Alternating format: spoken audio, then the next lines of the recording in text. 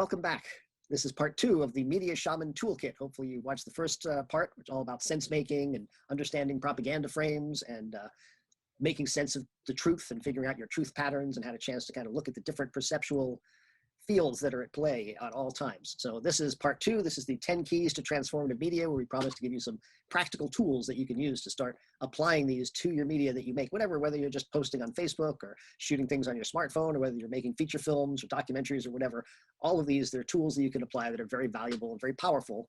And one of the key points to this whole process is that it's really about modifying your own perceptual apparatus, changing the way your brain thinks so you can see more different domains of a situation, and then figure out how to put those into your media so you can reach more different types of people and reach them in a way that might resonate with them, rather than just speaking to people who already think like you, which we all tend to do that, of course.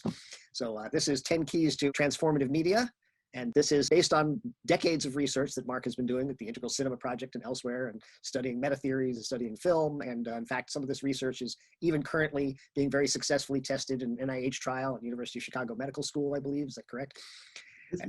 Yes, University of Chicago Medical School and several others. Several other facilities. It's being used for a trial for an intervention for at-risk teenagers who are at risk of depression and suicide. And so a lot of this technology that we're going to be talking about here is also being used in clinical trials even. So it's got some evidence to back it up, and lots of other just very valuable and powerful information to be had here. So I don't know, Mark, if you want to say something in introduction about this toolkit that you've put together over the years that is so impressive and has been so powerful for people who've studied it so far.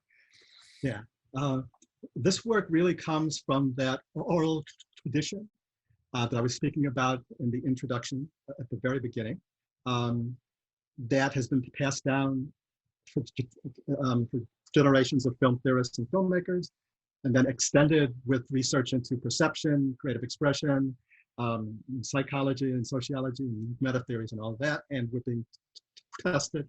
And the idea here is what transformative media is when we say that, is media that transforms not only the viewer, but it's transformative in terms of transforming yourself while you're trying to transform others.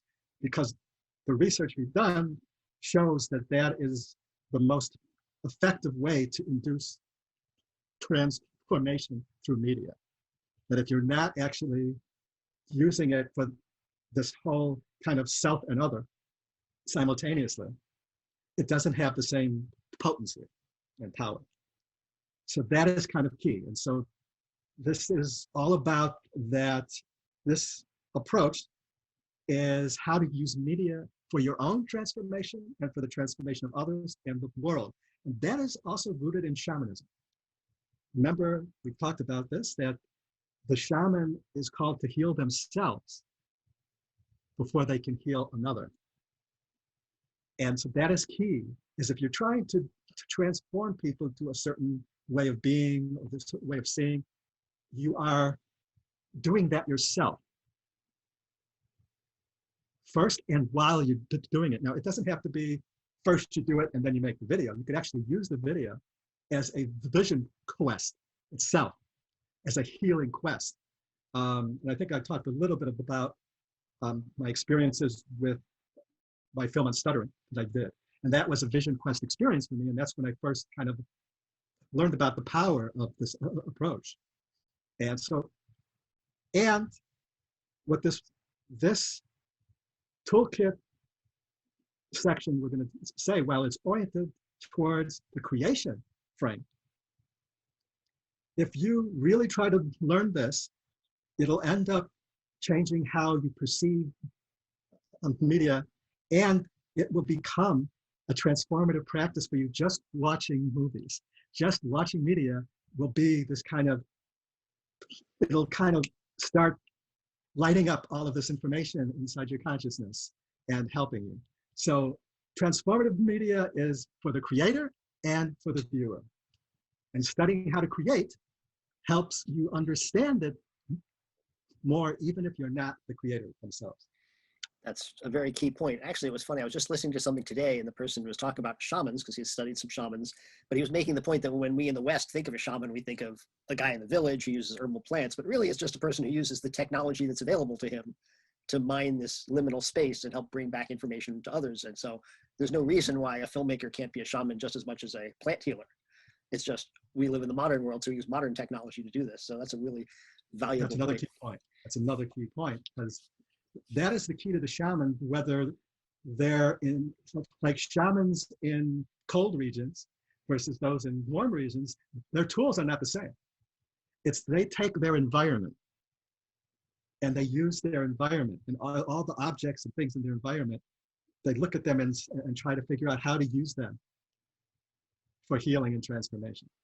And they do it in a way that's appropriate to the age that they're in and the environment they're in. So yeah, that's why it's important for us to become modern shamans.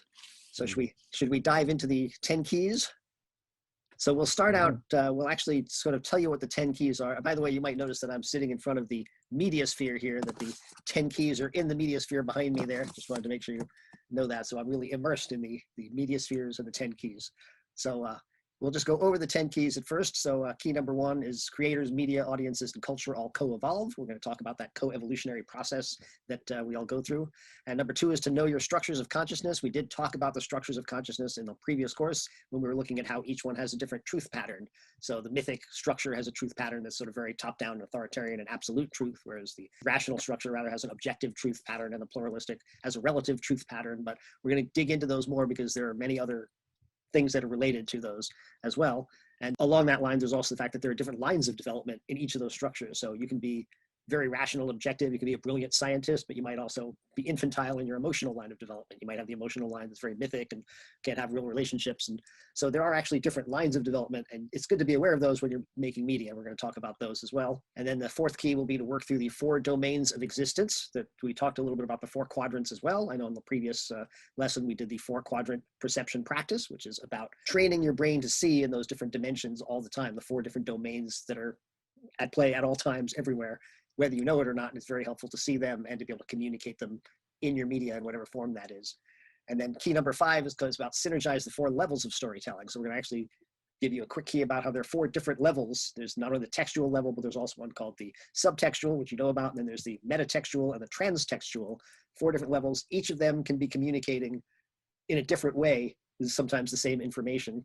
And then along with that, there's also key number 6, which is to ground in the intentional field. You have to know your intentional field, know what your purpose is, who's your audience, what do you hope to get from it, and kind of really be aware of what the whole theme is, what the purpose is. So you have to be grounded in that. And then key number 7 is an interesting one. That's called synchronization of the senses. So it's strive to synchronize the senses. That means using all of the tools at your disposal towards a common purpose. So once you know your intention field and you've figured out what the structures of consciousness and how it plays out in those 4 quadrants, then you can actually begin to try to use all of the cinematic tools of expression, text, image, sound, and time, and all of the other information towards a common purpose. We're going to talk about that based on the work of Sergei Eisenstein, who Mark referenced also previously, the great Russian film theorist and filmmaker.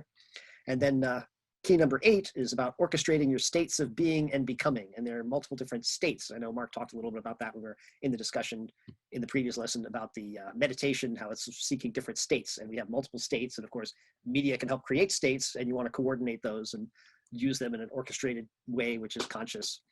And so you know what you're doing.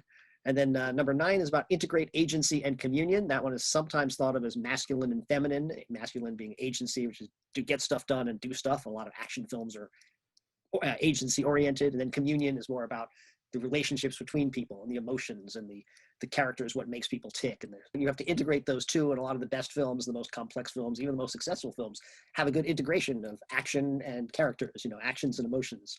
So it's important to do that. And then the final one, of course, is to become a media shaman. And a lot of that is about learning about all those previous keys and also integrating them in your own consciousness, that you're doing the work inside of yourself, not just so that you can become elevated and impress people at your local yoga retreat or whatever it is. It's also so that you can then channel that into your work in a more powerful way. And as Mark said, if you're not a media maker, but just a media consumer, it'll make you a much more discriminating consumer, and you'll begin to see what the biases are and things that you're seeing, what are the underlying assumptions and things you're seeing. Sometimes you might be like, oh, this could be much more powerful if it did this, or you might say, wow, I really appreciate how they did this. So yeah, and also one of the keys here for us as a receiver of media is when we know how visual expression and auditory expression and narrative patterns are affecting us as well, we have a much deeper kind of awareness of how media we're watching is affecting us. That's a very important point, just why we're trying to do these courses, so as many people as possible can begin to expand their awareness and start contributing to this overall field of bringing more people into the fold and bringing peace and prosperity and love to the whole world. So we shall begin with key number one, as we mentioned, is that creators, media, audiences, and culture are all co-evolving. They all co-evolve. And this kind of comes off of a discussion, an argument people have in popular culture all the time, like, oh, violent video games are making kids violent, and then, or violent movies, and then people say, no, no, they're just reflecting the culture. They don't make people violent. They just reflect what's out there. You know, dystopian science fiction is just reflecting what's out there. And the truth is there's a both and at play here, that actually there's a co-evolutionary process, that creators are affected by films, films affect audiences, audiences then affect creators, and so there's a constant cycle that is going in a circle here. And that's a very important key to understand, because that means that you really have a lot of responsibility as a media maker, obviously, but it's also important to tap into all the streams that are happening in the society to understand how what's affecting you, and then how you can feed that back into the system to make the system smarter and to make the system more complex and more properly reasoned out. So that's an important Absolutely. concept. Yeah, absolutely. And one of the keys here is that when we're creating media, our consciousness, our structures of consciousness, our perceptual fields, all of that are embedded in the media itself. And then these become part of what we call cinematic consciousness or media consciousness, where that consciousness is now embedded in the media, and it affects the audience.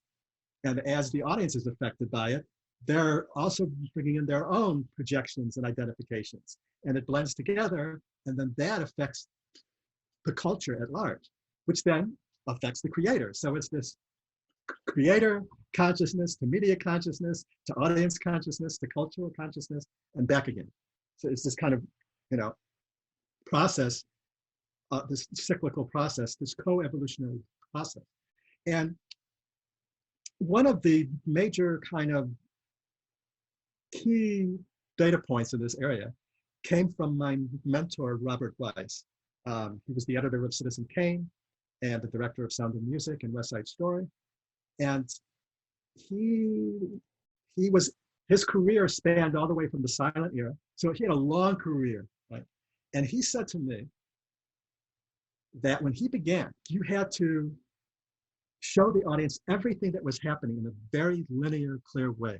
If you wanted a character to go from one location to another, you actually had to show them going, leaving that one location, traveling over to the next, and entering the new one. You couldn't cut between them because people would get lost.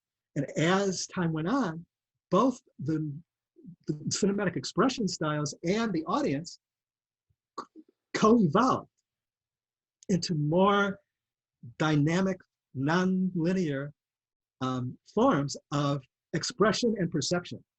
So there's this dance between them. And so he was basically saying that he was witnessing, you know, the co-evolution between the audience and the media. That by the time I was talking to him, we had reached a point where you can watch a music video, let's say, and it's popping all over the planet and all over the world and going all different places at high speed.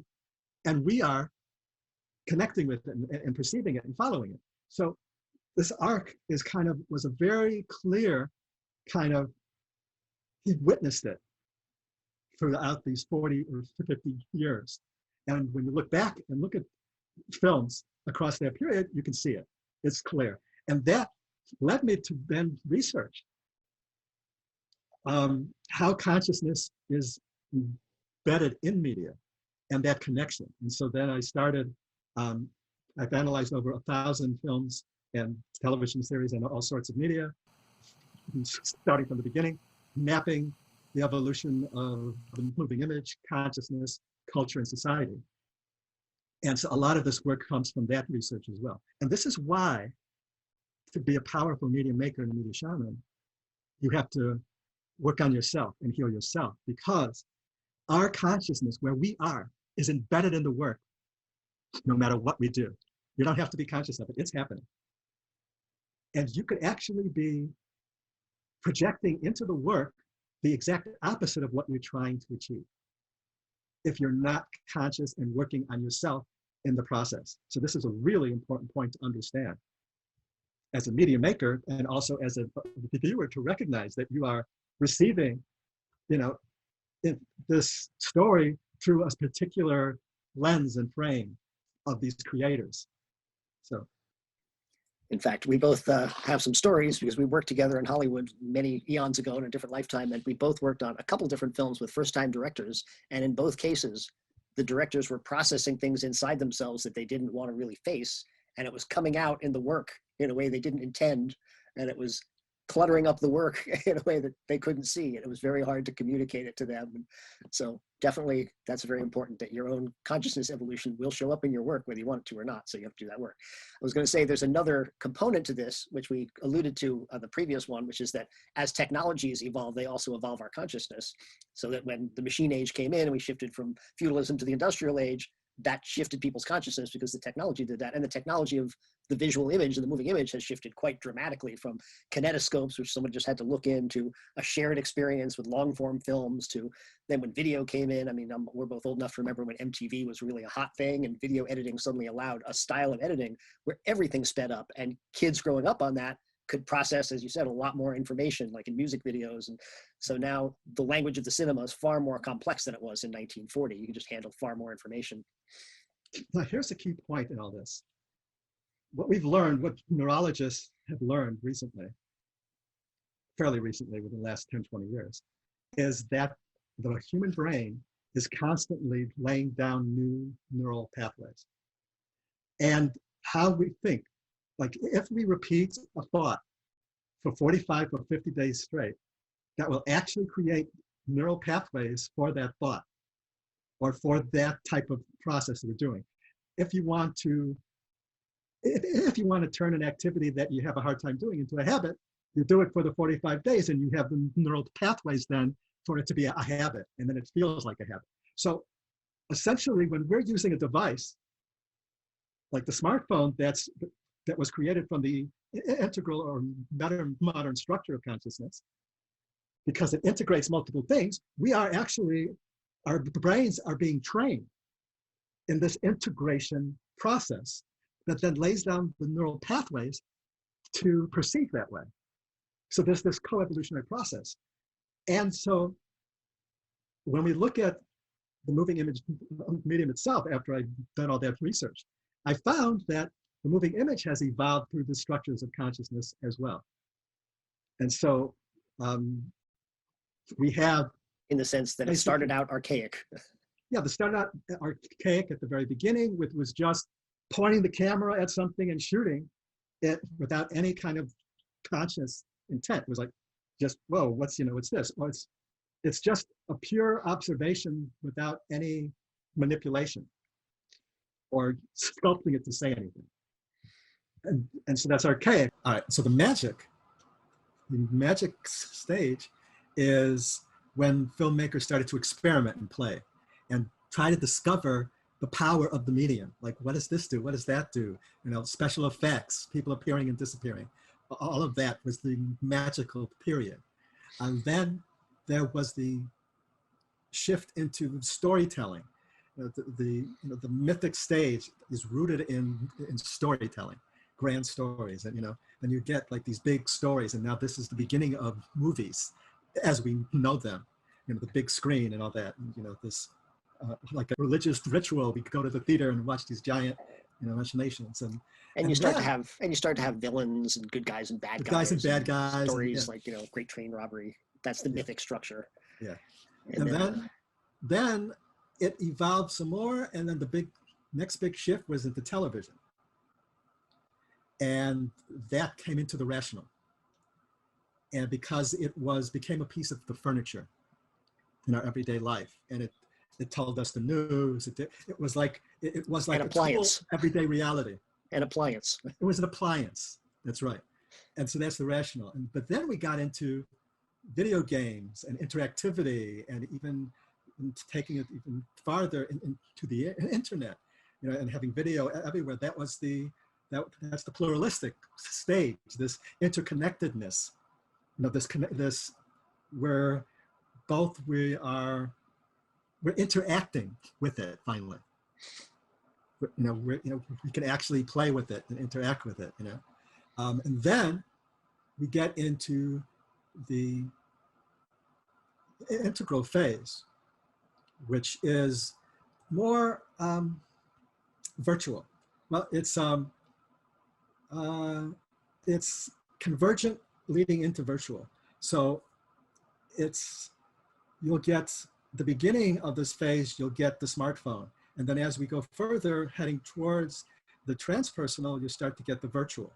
And then beyond that, we're already seeing the transpersonal technologies that are, like Jonathan was talking about earlier, the line between technology and human, and our world and the fantasy world becomes blurred and integrated, and the boundaries between are transcendent. And it seems like VR, if not yet, definitely has the potential to take us into whole new realms of consciousness, because we can embody an experience and really. Yeah, VR is a perception-taking technology, which is high integral. So the smartphone is at the beginning of integral, and VR is at the high end. Right, and one of the important points here is that not only do the technologies go through these stages, the way film did and video and visual media, but you can also represent those stages in media. So you can have characters who are at different stages. You can have situations at different stages, which kind of is a nice way to segue to our second key, which is know your structures of consciousness. Now, we did talk about the structures a bit. We talked about them, as I said, in the context of the truth value patterns of each one, but we can take another look at them. And again, they start with archaic. You'll notice that each of these transcends and includes the previous stage. So all of us, as you evolve up this ladder, you have all the previous stages inside of you, and they can come up sometimes. So a lot of people can be very pluralistic, but also express a lot of very mythic, tribal us versus them ideas, even though their center of gravity is pluralistic. So we all have different things inside of us, but again, they go from archaic to magic, to mythic, to rational, to pluralistic, to integral. As we mentioned yesterday, there is a stage that some people put between magic and mythic, which is a transition stage called the egoic stage. That's when tribal leaders start to emerge. You become big time egocentric leaders who want to conquer the world. So some people will put that in there. We've left it off here in integral theory. Sometimes people put it in. I mean, this is sort of like, I think we might have mentioned the other day, it's how many degrees are there between freezing and boiling? Well, it's 100 degrees or it's 220 degrees or it's whatever number you want. You can divide these up because they're all part of a continuum. These are just convenient levels to be looking at, and we'll kind of drill into those. But there are certain films like Avatar is a good example of a film that actually has multiple stages of consciousness very clearly represented. You have tribal people who are in the magic stage, so they literally live in a magic enchanted world, and then you have the mythic structure is represented by the military, because the military is a mythic structure, even though not all people in the military are mythic, but it's still based on obedience, top-down authority, duty, loyalty, and honor, very important values, fighting for your country, fighting for your people, fighting for what you believe in. These are all mythic values.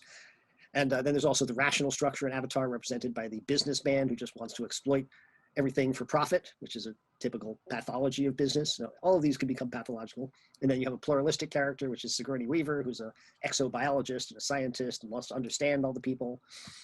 And so you saw all these different people, and arguably you even have integral represented, but the lead character, when he becomes one of the tribal people, but he does it from a different perspective, from a sort of higher perspective, rather than just becoming exactly one of them. He kind of the key there is that he becomes connected to the cosmocentric force that the tribe is connected to, and so he touches that kind of higher perceptual field. Right. And in fact, another one that we love talking about is the movie Black Panther, which also has multiple stages of development clearly shown in it. In that one, if you watch that film, or if you see it again, the king is sort of an integral character, although he's an immature integral character at the beginning, and he evolves to be more mature. But there are a number of women around him and a number of men around him, and the women each represent a structure of consciousness in its healthy form, and the men all represent structures of consciousness in their pathological form. And all of the men around him, the four major male characters around him, all actually evolve in the film from one structure to the next, which is something called vertical development, as opposed to horizontal development, which, say, if you're pluralistic, but you have a primal wound that keeps you from being able to love someone unconditionally, you might have a movie where someone who's pluralistic heals that wound and is able to love, but they still start and end pluralistic, which is fine. There's a lot of brilliant films that are just pluralistic. But if you want to really move the needle on consciousness of a society, it's important to show vertical development, which is someone actually evolving from one stage to the next, which is a type of growing up. It's not just healing, it's actually a structural expansion of your perceptual frame. And in the case of Black Panther, he's got two male characters who are mythic, including his best friend, who's part of the border tribe, which is literally a mythic construct because it's us versus them construct, and ends up having to evolve. And you have a CIA agent who evolves from rational to pluralistic. You have the main villain who goes from pluralistic to integral ultimately, and then you have three women next to him are also, which you can study that in more detail. But there is an important point here to make for medium makers too, in that you notice these two films that Jonathan was talking about was Avatar and Black Panther, two of the most successful films in film history. And what the research shows is that the more structures of consciousness that are integrated into a moving image work, the more popular it can be, because it's tapping into a wider spectrum of consciousness. Mm-hmm. So yes, so these are just very accessible for that reason. So Black Panther, because at its core, it's got a mythic story. It's us versus them. It's a Marvel superhero film. It's got kings. It's got good guys and bad guys. So people who have a center of gravity more in the mythic structure have a way in. They can enjoy the film just as a good old-fashioned action adventure film with good guys and bad guys and not really realize these other things are in there.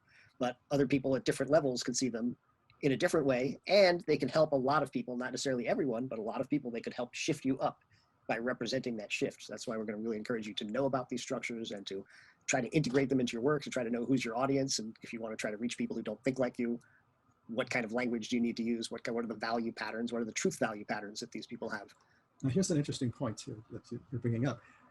When we're watching a moving image work, we tend to project and identify on the characters really quickly.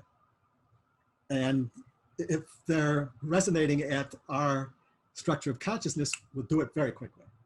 If they're not, if it's an earlier structure, no problem. But if it's one we haven't tapped into yet, then we have a hard time projecting and identifying into them.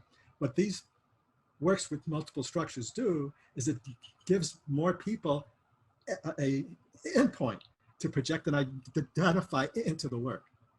So you really have to connect with people, you have to start where they're at and bring them along. So often these films will start with the lower structures because everybody has those and work their way up to kind of pull you along. And it doesn't have to be these huge, big films either.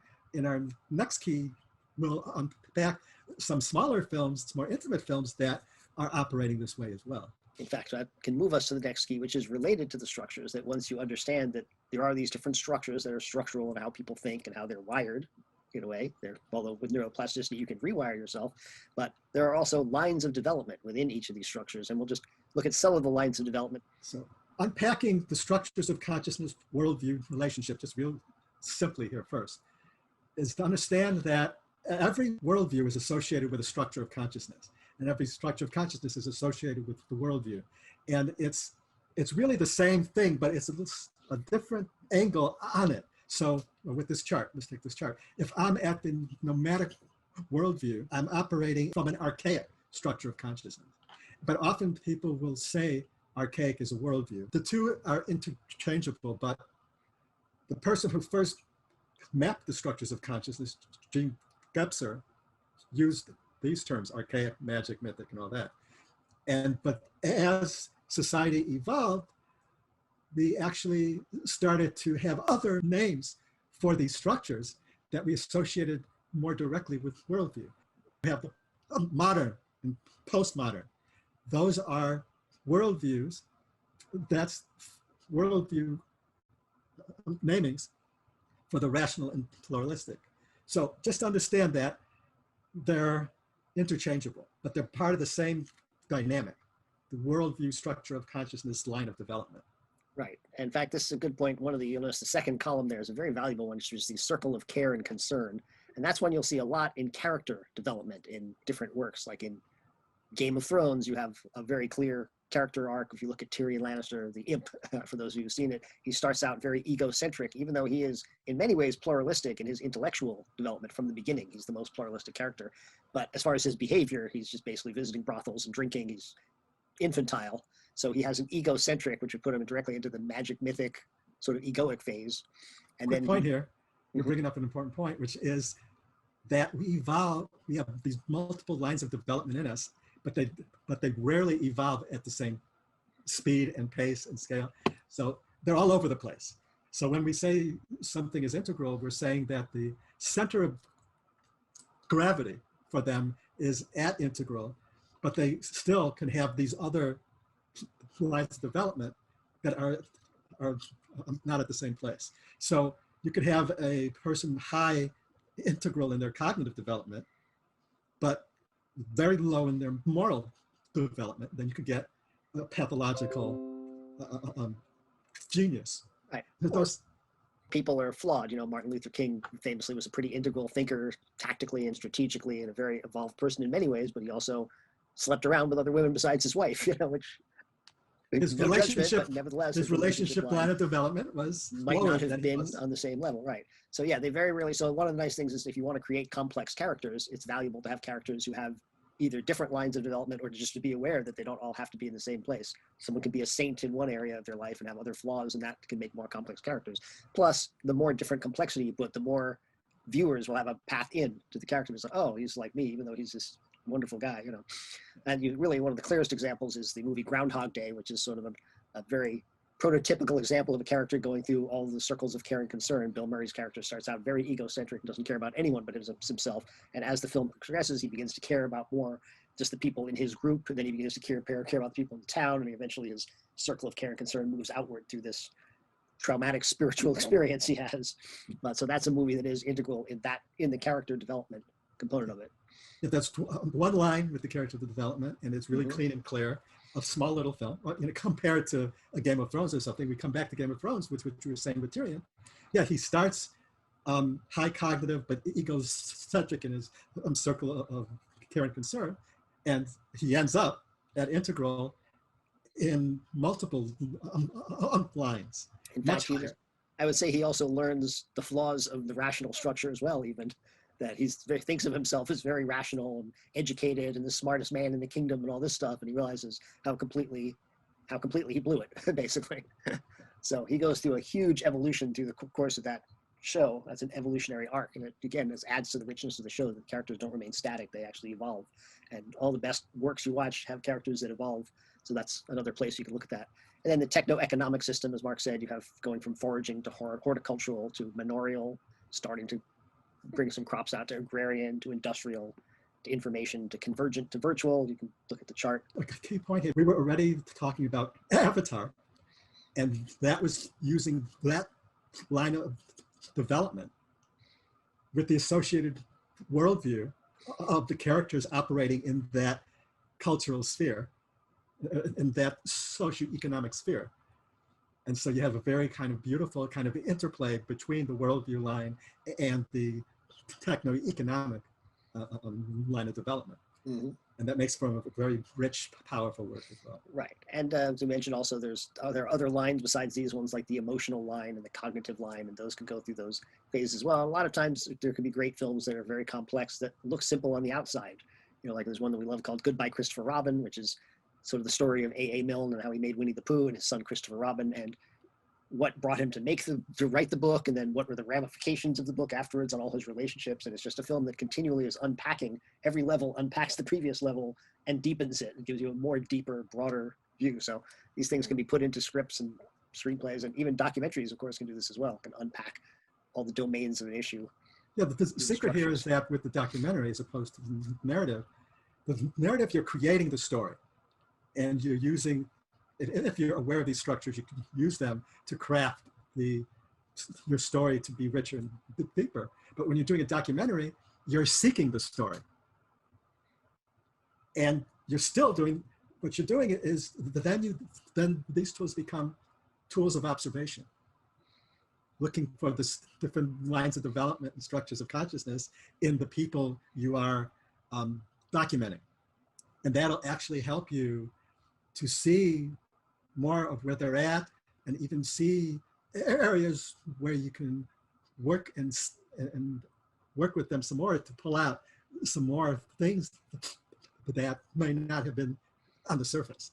Mm-hmm. Also, if you're making a documentary for a particular political outcome that you're looking for, like a documentary about climate change, you might not realize that your core assumptions about climate change are coming out of a particular structure, probably pluralistic if you're watching this, and people who are at the mythic structure don't have that same set of core assumptions. So if you start right out with those core assumptions, you're going to lose those people right away. So if you're trying to do a documentary on climate change and you're targeting people who don't believe in climate change or been told that it doesn't exist, it might not be effective to start out with the premise that we're all in trouble because they don't accept that premise. Whereas if you say want to talk about energy independence, like for climate change, it's better if we move to decentralized sources of power, renewable energy, rather than fossil fuels that are pulled from the ground in one place and shipped far, or nuclear energy, which is a centralized source of power. You could argue that on the basis of security, because people who are in the more mythic or traditional frame often value security, safety and security. So you say it's safer to be decentralized, so that can give them a way in. And then once they're connected to the concept of renewables, then you can move into some of the other benefits. But you can even start out with benefits like it's better for your family because you're not polluting the environment where your children are growing up. You know, family values are very important. And those are important values. They're not values that you get rid of when you evolve to other stages, but they're more grounded in someone who's at a mythic or sort of traditional viewpoint. Absolutely. And one of the important points is it's like even the phrasings you use for things can trigger shutdowns from different structures. So just by like the initiative that was called the Green New Deal here in the United States, the Green New right Deal. off the back, that shut down everyone on the right, everyone at the traditional structure. Because they don't like the New Deal. Both with the New Deal and the whole idea of there's an environmental problem. So one of the keys to understand here, I think this is a major point for people at pluralistic to understand, or at any stage. What we tend to do is we look back at the other stages and we kind of tend to condemn patterns from those stages that are now reprehensible to us. A perfect example is that in the egoic and mythic stage, slavery is not a bad thing. It is a function of those systems because they didn't have, before we had industrial technologies, you needed manual labor to expand civilization. And in that construct, it was an integral part of it. But if we go into a social system where they're at those structures and we want them to suddenly go into a pluralistic structure, we're asking them to skip a stage of development. They have to go through rational first. You have to go through rational first. So the key is both when we're communicating to understand who we're speaking to, what stage of development we're targeting, and the triggers to avoid, and then the things to talk about. And the reality here is that, as Jonathan was using that example that I like to use, is the reality is that pretty much all of the shifts that are important for working with the climate crisis are also security issues. Once you understand these structures, you could look at situations from these different structures, and each one has its unique, valuable perspective. So the reality is renewable energies are very cool for the traditional structure because, number one, it increases security because you're not using high value targets. Centralized power sources is high value targeting.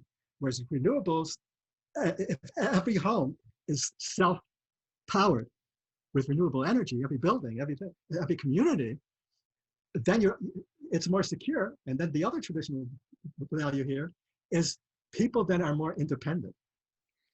They're more energy independent, individuals are.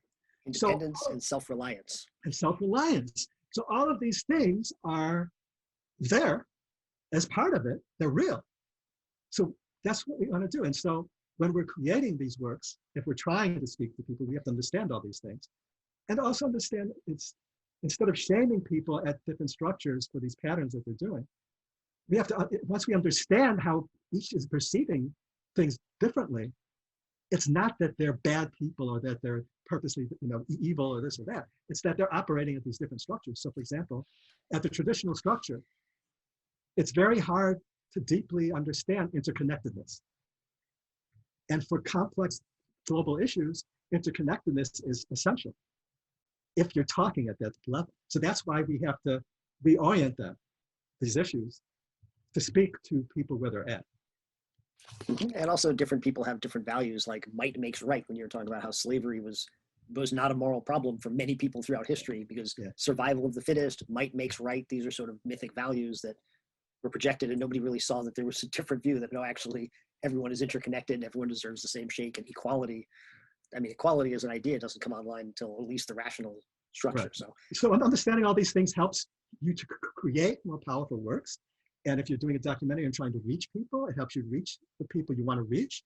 And for the viewer, for the consumer, understanding all of this helps you to understand how media is affecting you in these ways and speaking to you or not speaking to you. But also, one of our major discoveries here is when you learn how media expresses and affects us, like we're doing here, like we're breaking it down here, it actually can turn your media consumption experience into a accelerator of your own conscious evolution.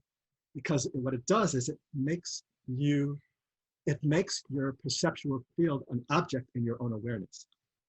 And this is a key to vertical development. Once a stage of development becomes an object in our experience, that we see that we're in it, we're no longer in it. Now you've stepped out of it and you're observing it. So we might want to talk a little about the perceptual fields, since we have this other column here about how each one is a more complex perspective, I guess.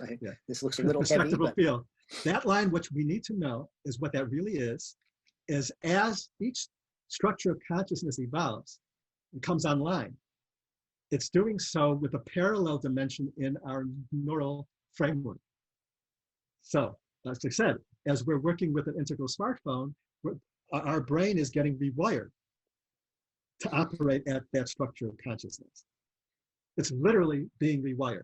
And so what that line is basically, it's giving a technical label for the neural pattern of the brain that is associated with that structure of consciousness. So just to understand that is kind of a fundamental thing where we literally have, this is part of the co-evolution between the four domains of experience, that's, between our consciousness and our technology. So, but we should continue on. Right. That actually brings us to key number 4, which is, again, the 4 quadrants. We talked about the 4 quadrants in the last one when we did the 4-quadrant exercise to kind of start to train your brain to think in these different quadrants. So every issue and everything that happens in the world can be filtered through these 4 lenses, the individual interior and the individual exterior. So that's your interior thoughts and emotions, and your exterior, what's around you, your physical feelings, touch and all that. And then there's 2 collective domains, the collective interior, which is the relationship field. As Mark said yesterday, the other day, where 2 are gathered, and language and culture are all part of that one. And then there's also the collective exterior, which is known as the systems quadrant. So everything that's happening is happening within a system of laws, a system of the electrical grid. There's many systems that are at play, the weather system, lots of other things. So all of those are at play. And how would you describe that as far as how those can be communicated in media? Well, here's one of the essential things about the quadrants that is really kind of cool to understand, that we are always operating and perceiving through these quadrants. And film naturally uses these 4 quadrants to capture reality.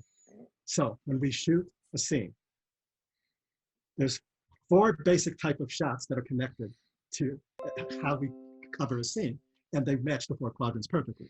So we have the close-up or the POV shot to see how characters are feeling and thinking, getting inside them into the upper left subjective quadrant. That's what that type of shot is all about. Then there is the classic 2 shot when 2 people are talking. that is the lower left. That's the the relationship quadrant. You know, that's the cultural quadrant. That's, you know, and so we're capturing that. Then there are what we call insert shots of objects, or, you know, a hand picking up a knife, or this or that. Those are the upper right objective quadrant, where we're focusing on the physical beingness of the situation. And then you have the wide or the master shot, which is the whole environment, the whole atmosphere that it's happening in. So, and we naturally, when we are in a situation, or when we're watching a moving image work, we're always shifting. Our perception is shifting. Like, let's say two people are talking. We'll shift through these four domains as we're listening naturally. You know, so, you know, we'll be talking to someone and we'll be like, all right, what am I thinking? What are they? Or we're in the relational field talking to each other, right? So that's the lower left relationship quadrant. And then there's times when we like really focus on what they're saying and what they're thinking and feeling. And times when we're focused on what we're thinking and feeling. We pop back and forth, right? And then we're also kind of occasionally like looking at an object, or, you know, a behavior, or shifting like that. And then often we'll just try to shift out and see the bigger picture, you know, of our situation. So this is natural. So really, these are embedded in how we perceive, and then of course in film how we express. Now Robert Weiss, again the editor of Citizen Kane, you know, sat with me in the cutting room, and I was like, oh my God, you know, this is amazing. He basically kind of taught me that what a good editor does is, as you're watching the footage, you try to sense where that natural place is, where you want to look at their face, or you want to see the whole room, or you want to focus on their head. So it's like the editing becomes invisible when the editor synchronizes those four quadrants shots with our natural yearnings to see those views. And so there's a really kind of practical example of how the four quadrants is vital for communicating through the moving image form. Yeah, and I would actually say, add to that, that a lot of times when you're making a complex work, especially if you have, when you have a theme underneath it, and one example we use a lot is Ava DuVernay's first film. I don't know if it was her first film, but a film called Middle of Nowhere, which is a small, low-budget film about a woman whose husband is in prison, and the opening scene is she's visiting him in prison. And in the course of the opening scene, you begin to understand how the situation is affecting, in all four quadrants, both characters. So you're feeling what she has to go through inside of her head, the emotions that she has to go through just to visit him in prison, and how much turmoil that is. The exterior is that she's in nursing school, and she's going to drop out of nursing school, and so she meets with him in prison, and they talk in the visiting room, you know, observed by guards. So there's this whole systemic thing happening with the prison walls and the barbed wire and the legal system in the prison state. And you're seeing how the situation is affecting both of them in their relationship, in their relational field. So all of those things are being communicated, and as we'll get to later, they're all in the service of the larger premise and theme. So they're not just randomly happening. She's communicating how all four of those are being affected, and in a way they're in that co-evolutionary dance, because they're not clashing with one another. They all have a consistent purpose. Yeah. It's a beautiful scene, very simple, basic scene, two people talking in an experiential field. Beautiful. It's a beautiful kind of, that's the great example of a filmmaker who's done that kind of synergy between the quadrants. It's beautiful. And we also want to make another point that the lines of development that we've been talking about are from different quadrants. So what we have here in the slide is basically showing you the four lines we've already talked about, and how each one is from a different quadrant. So these co-evolve off of each other. So the circle of care and concern, who you care about, how broad is that circle of people that you have an immediate concern for? That's part of your interior, your individual interior. That's encoded into what your brain is doing. Whereas the worldview, transpersonal or pluralistic or rational, that's very related to your culture and your relationships and your language. Whereas the systems quadrant, which is the collective exterior, is more what's the actual system you live in, whether it's foragers or industrialization or global networks. Right. And then the perceptual line is how that's being operated in the brain itself, in the physical, you know, in the neurology, which is, of course, the upper right objective quadrant. So all of that, these four lines are intimately connected in the evolutionary process and the co-evolutionary process. Right. So we recommend you try out that 4-quadrant practice that Mark did in the previous lesson. If you actually make that a practice, a regular practice, you'll begin to perceive all 4 of these as separate domains and realize where they overlap. And it can definitely make you more aware of the different dimensions of every situation you're in. Political situations, media situations, relationships and personal situations. All of it, yeah. And you can realize sometimes you're looking at different quadrants than other people. So it's a very powerful.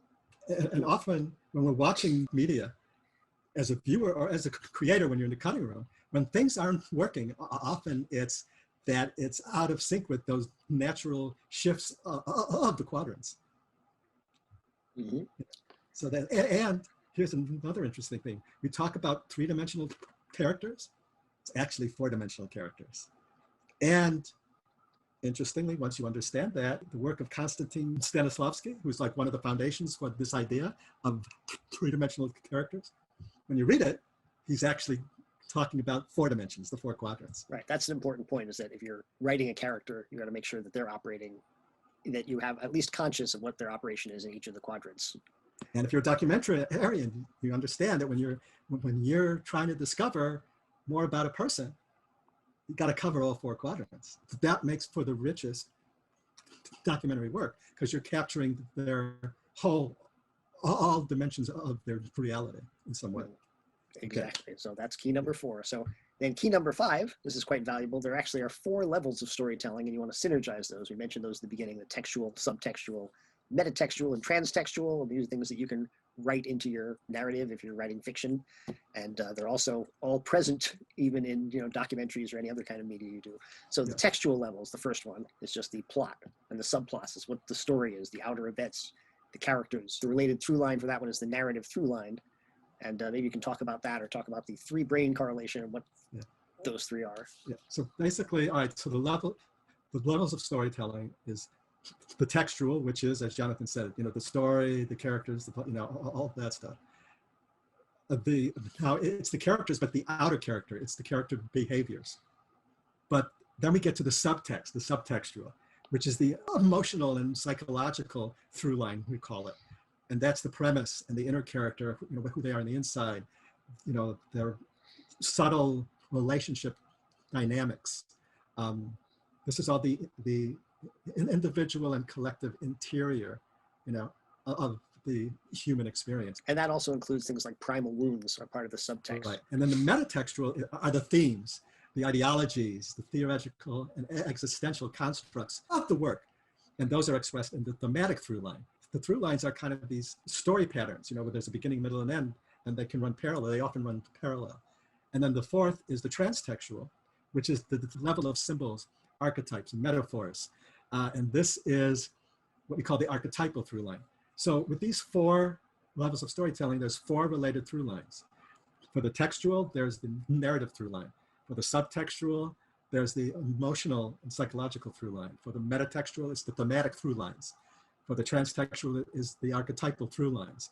And great stories, documentaries or created ones, weave these together.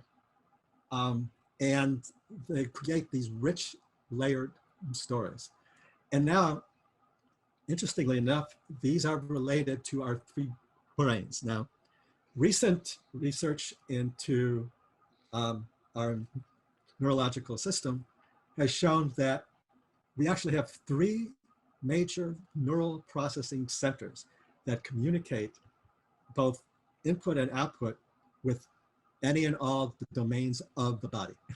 And that is the head brain, the heart brain, and the gut brain.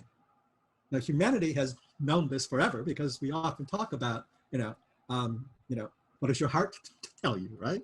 What does your gut tell you, right? So we kind of knew this, but now science is confirming it. So, and these 3 brains, they work in coordination, but they each have a different language. And so the head brain is obviously the thematic, the metatextual level. And this is the ideas, the theories, the existential constructs, the themes. These are all head brain kind of stuff. And it communicates at that level, the level of thought and idea. And the heart brain speaks in emotions. And so that is the subtextual level. So that is deeply connected to this area of the body, which helps to like coordinate those emotional kind of inputs and outputs. And then there is the transtextual, which is symbol and archetype and metaphor. That's the zone of the gut brain. It's a language, it's a visceral languaging. So when we are in the middle of a storm, and that gestalt of the storm, it's like we could feel it in our gut, right? So that is kind of the gut brain level connected to our archetypes, like metaphors. They speak in this more abstract form. Another way to look at it as the language of the dreams that we have are more gut brain and heart brain oriented. So the language of the gut is symbol, archetype, metaphor, all of that. The language of the heart are feelings. And the language of the head brain are thoughts. So that's kind of it. And then the textual domain, the narrative through line, is kind of like a contextual hub for the three brains. The key to this line is that it's supposed to be weaving the three brains together as part of it. So that is essentially these four levels of storytelling, which when you create stories with these levels solidly in place and synergized with each other, it creates very deep, very rich experiences. You once described these as scaffolding, actually, that each one is a piece of the scaffolding for the story. So when you have a strong scaffolding of the subtext and the metatextual and transtextual, you can sometimes have a very simple story on top of it, and yet you end up with a rich, complex work, like the Ava DuVernay one we talked about, which is just a very sort of simple story. But underneath all of that is sort of a very subtle unpacking of the prison industrial system and the effects on her, and the effects on her husband, and the effects on others. And so because that scaffolding is so rich in the film. Now, another film that I think is like a masterful example of the synergy of the four levels of storytelling is Black Panther. Unlike any other film, it really beautifully, like seamlessly, it's so interwoven, you just don't even see it. It's just, it's one of the very kind of powerful, special things about that film is that it is incredibly complex underneath, but incredibly simple on the surface. So it feels like a simple film at one level of experience. Mm-hmm. And as you see it over and over again, it's like, oh my, it's like this keeps expanding outward. Right, because that one, I mean, just to mention the textual level, obviously, is this sort of fairly basic story about this king who's threatened by this outside person and has to fight to defend the kingdom, basically, in a way, this outside villain. And then you have subtextual level, which is that he has a primal wound around his father's recent death, and the person he's going up against also has a primal wound around his father's death. And so there's a lot of subtext in the characters as well. And then in the metatextual, you have themes like white supremacy, slavery, colonialism. These are all kind of very subtly woven in, American hegemony. There's all these different themes that are actually not just incidental. They don't just pay lip service to them, but they actually are sort of woven through the whole structure. And then at the transtextual level, you have this archetype of the person who's lost, for instance. The main villain is a Black person who's without a country. He's lost in America, but he's really from another place. And that is very archetypal for many African-American people who have that same feeling that they're kind of between those worlds. You also have, of course, the archetype of the primal story, which is the thing that emerged from the ooze, which is very archaic, but it's also an archetypal story. It's a foundation myth of Wakanda. We have just so many different things in there, and they're all woven to a common purpose, which we'll get to later. As I say, they're not random. They all hold together to one common purpose. So when you synergize the four levels of storytelling, you can create incredibly elegant, simple, yet complex, powerful works. So this is a real important key. And then when you're just watching, films and stuff like that, you can start to feel these different levels and, experience them. And then you can, once again, you understand that they're communicating at these different levels. You then are more able to see how it's affecting you, to be more aware of how this story or these images are affecting you. And of course, these 4 levels of story also exist in the world and in documentaries, so they're always present. So it's important to understand that they're there. You can go through each one and say, oh, I'm doing a documentary about this person or this event. What is the grander theme about this documentary? What's the theme of this person's life? What's this about? What aspects of this are archetypal? Because all of us are on a hero's journey of some sort, and there are many archetypal aspects of it, just trying to survive in the world. You know, yeah. What is their quest in life? You know, what is their Plato who said, "Be kind to everyone you meet, for he's living a difficult life." You know, something of that sort. You know, everyone is on a journey. You know, so everyone's an archetypal journey, and everyone has subtext. Everyone has primal wounds. Everyone has trauma. Everyone has. Yeah, this is basic stuff. Everything we're talking about here occurs naturally in the human experience. And we've just discovered these patterns and discovered how to use them to communicate with each other. Mm-hmm. And so we're just unpacking these for you. Yep, using that's sort of what meta theories are doing, is they're just mapping existing states and structures. Right. So now, obviously, in order to do this, to synergize the levels of story, to use the 4 quadrants in a conscious way, to kind of integrate all the different structures of consciousness, there is an important thing that you have to do right at the beginning. That is key number 6, which is that you have to ground all of it in an intentional field. You have to know what your purpose is. You have to know what your intention is and how you're going to make that happen. I think I'll let Mark talk about this. This is really his field of specialty, and this is where it can really turbocharge your media and take it to another level if you're doing this in a powerful way. One of the keys to powerful media making, and this is true not just of people, of media makers who consciously want to transform, but master artists of all domains. They have a focused, intentional field where they really, they know what they want to say, who they want to say it to, how they want to say it, and what impact they want to have. That's key. It's and they kind of hold that as their center of gravity, their ground of being, as they're creating the work. Now, when you're creating a work, there'll be all this input from the external world. Now, if you're by yourself shooting on a smartphone, it's just you and what your intentional field is. But if you're making a classical film with a crew, you really want to have a shared intentional field, because if you don't, that's when you get a lot of problems. So the films that have the most power and the films that have the most powerful creative experience for the creators are ones where there's a shared intentional field. And the research we've done in this area, back when I was working at Interval Research, which was a think tank started by Paul Allen, a co-founder of Microsoft, we were exploring, how does human presence and human intention, how is it possible for that to influence the actual physical media itself, the actual experience, can you put it into a work? And we discovered quite clearly that somehow, we don't know how, because the research, we lost the funding before we finished. But from what we had so far is, yes, we don't know how, because that was,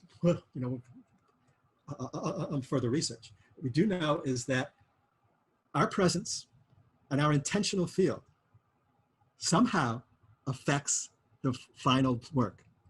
Now, if you look at great pieces of art, or let's say in film, most filmmakers, when they go and see a film by Kubrick, they know within the first 10 seconds they're watching a Kubrick film.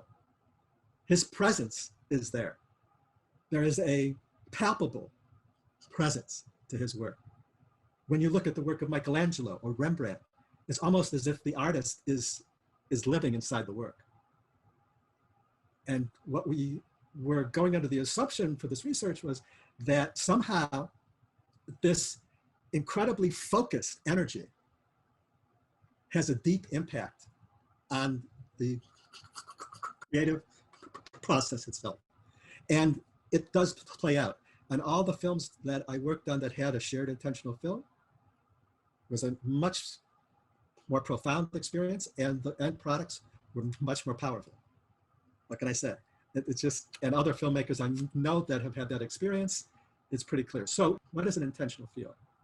Well, here we kind of break it down that the center of it is our personal intentions and goals. As the creator, we have to really kind of unpack that and know that, like write it in a sentence, like what is my intention and goals here?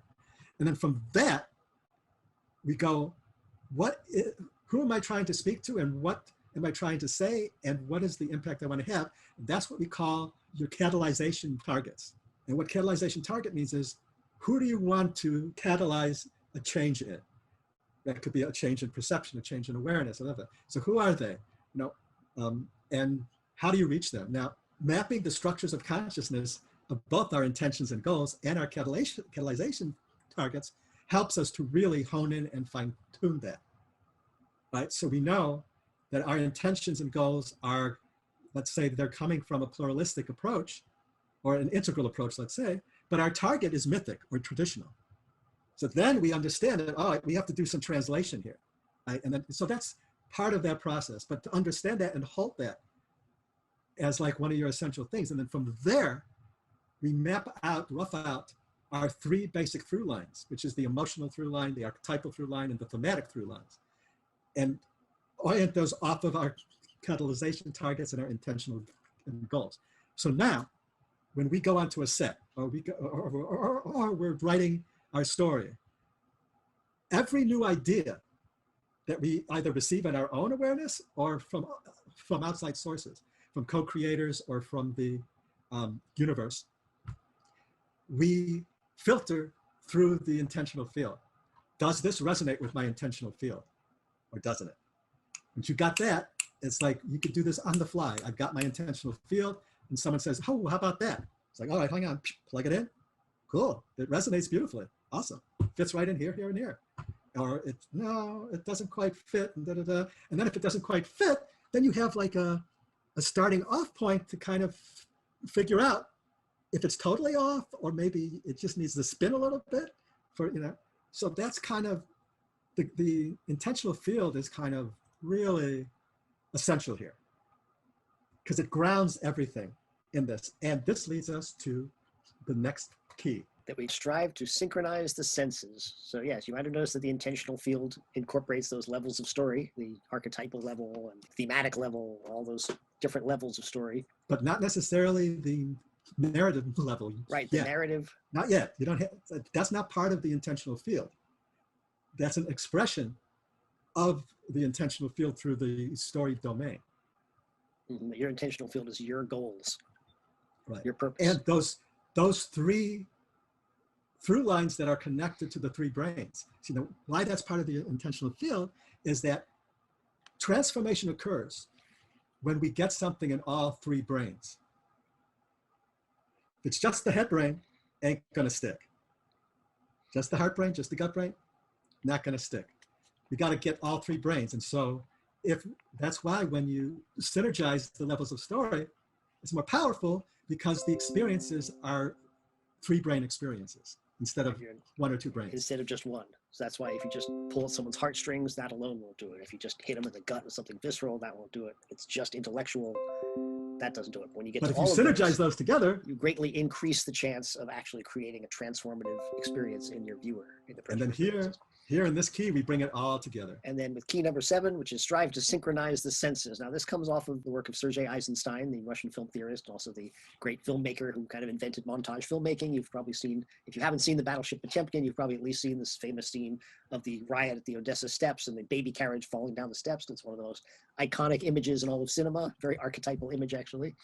And so Sergei Eisenstein had this idea that you should synchronize the senses, and that meant that you should use the expressive channels of film, which are text, image, sound, and time. So it's the text of by which he meant everything that's happening in the story. All the 4 levels would be part of the text in his formulation.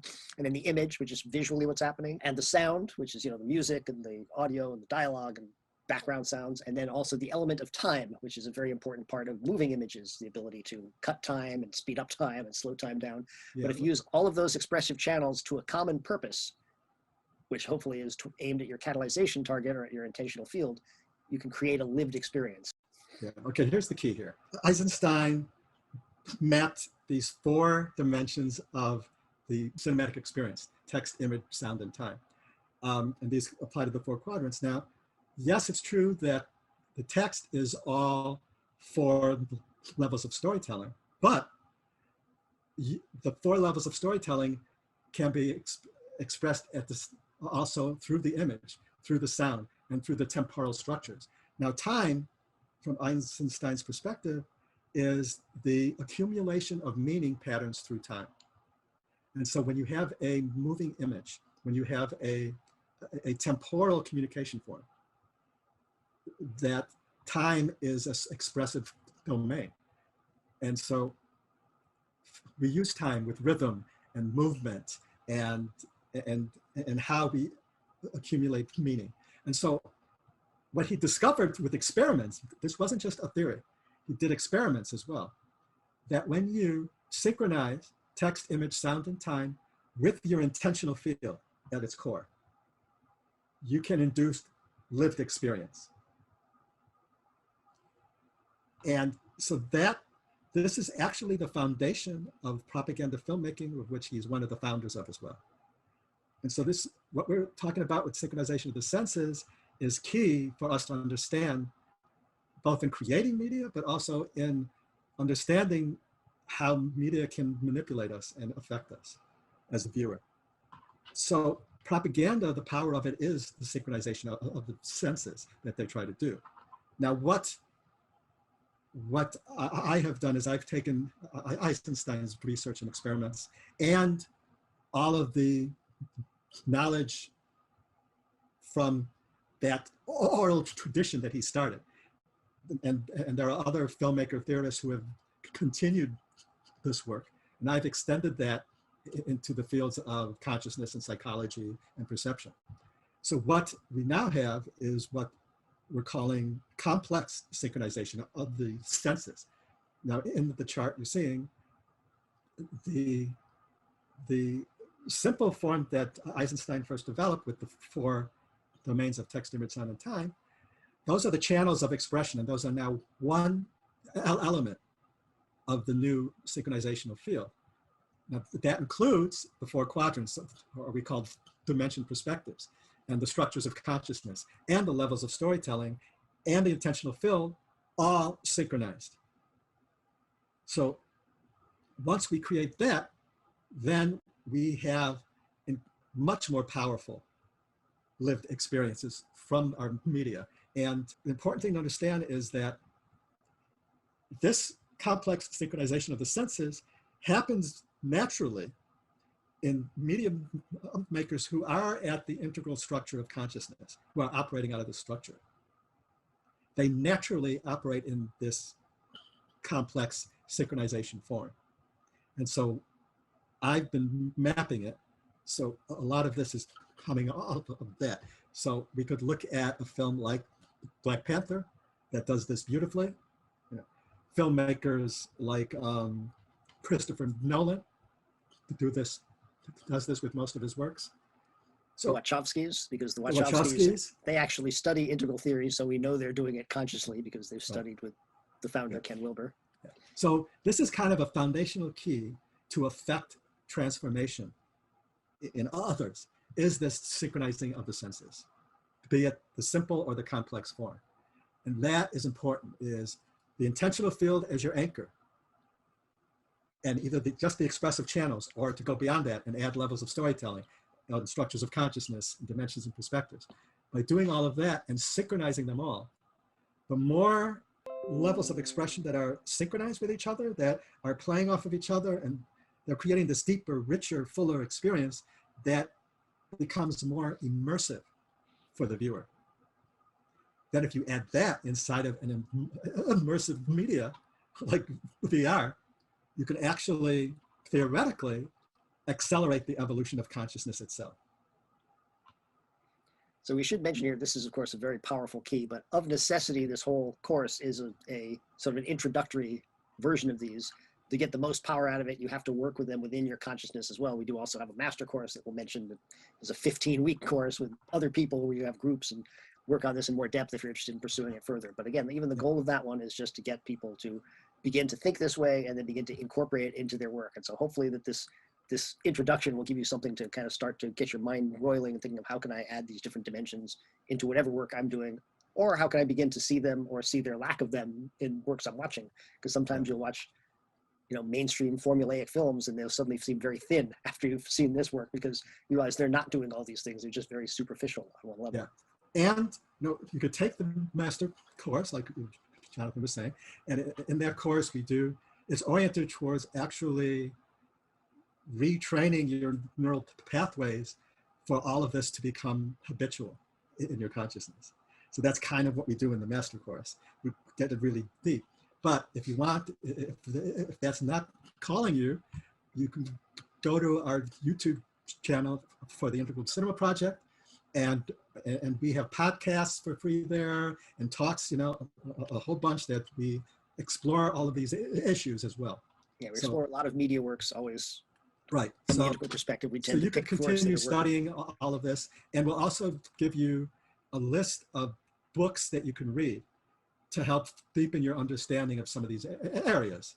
And also, you go to the integralcinema.com website, and there's publications if you want to get into the research and the academic stuff. It's all there too, online, open source. Okay, yep. Next key. What a beautiful chart. I just have to appreciate this, the complexity of number 7, which kind of brings everything together in a beautiful way. And then we move on to orchestrate states of being and becoming, because there are also states which can be represented cinematically and in visual media. Now, this is kind of the states, you know, this is kind of the basic thing that is in our everyday life, our everyday experience, and in all media, is states are the things we're most aware of in our consciousness. I'm happy, I'm sad, you know, I'm feeling peace, you know, all of this. These are temporary states of beingness. Or when we shift from one state into another state, that transition is a state of becomingness. Like there's a, you know, it's like, you know, when we go from happy to sad, there's a flow. And so there's a state, there's this flowing state. So when we say states of being and becoming, so this is, in life, states are essentially part of it. And they move in and out and through us and between us. And while we're synchronizing all these other levels, we also have to understand that within that field, we have to be orchestrating these states. There's, you know, characters have states, you know, states of experience. So here we have these 3 different levels here, which is, there's essentially 5 mapped out, researched states of consciousness. These are broad, basic states that includes the gross level of waking consciousness. Then there's the subtle level state we enter in when we're falling asleep and we dream. And that is the subtle state of consciousness. And then there's deep sleep state of consciousness, which is referred to as the causal state, which is body and even the internal dreaming mechanism are empty, you know, they cease. And it's just this pure causal state. Then there is these higher 2 states, which is usually achieved through meditation practices. These are what people who do meditation in yoga are targeting. This is why meditation is considered a waking up practice, waking up to higher states, and states are fleeting and temporary. So one of these higher states is called the witness state or witness consciousness, where we still have a sense of a self, but we are looking at everything as like a witness outside of it. So we can actually feel like ourselves, but witnessing ourselves at the same time. And then there is the ultimate state of consciousness that yogis and mystics all seek, which is union with the non-dual, that which is beyond form. And those are obviously can be expressed in film and characters and all of that. And then fundamentally, there's also the way of looking at states that's experiential states. So we have physical and behavioral states. Right? I'm hungry is a physical state. Then we have visceral and sensorial states. This could be when we're riding on a roller coaster, and that feeling we get, you know, our whole being is like, oh, you know, this whole multi-sensory experience. That's a visceral experience. It's an embodied experience that isn't just physical, it's guttural. You know, it's like When you fall in love, sometimes you have butterflies that's sort of yeah, physical, but it's coming from that. It's coming right, from an emotion, but it's manifesting in a visceral way. correct. There you go. And then there's emotional and psychological states like love. And but you'll notice here too that these, since the three brains are all interconnected, they kind of can play off of each other. So like Jonathan said, you can have a feeling of love, an emotion of love, and the visceral experience of butterflies, right? And then there are mental perspectival states. Like one of the simplest one is, aha, you know, I just thought of something, an idea that's like, oh my God.